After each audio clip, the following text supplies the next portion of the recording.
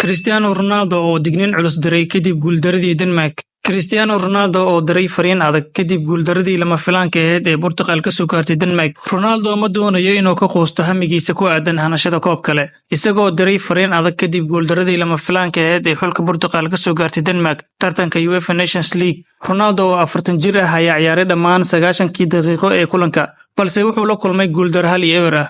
Portugal ayaa nasiib lahayd in natiijadu aysan ka sii darin, maadaama Christian Eriksen uu lumiyay rigoore qaybtii hore ee ciyaarta.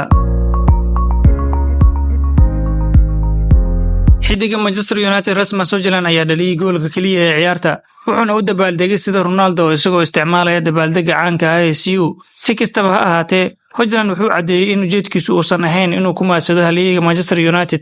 Ronaldo oo 5 jeer ku guuleystay Ballon d'Or ma uusan bixin wax cudurdaar ah ama cabasho ah kadib bandhigii liitay oo ay sameeyeen xulka Portugal, balse wuxuu durba diiradda saaray kulanka lugta labaad ee Axadda, isagoo baraha bulshada ku qoray: "Waxaan haysanaa 90 daqiiqo oo aan wax walba ku bedeli karno.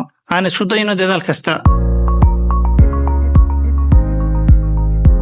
Ronaldo ayaa horay ugu guuleystay UEFA Nations League isagoo u ciyaaraya Portugal sanadkii 2019, haddana isagoo ah kabtanka xulka, waxaa si adag uga go'an inuu mar kale kor u qaado koobkan.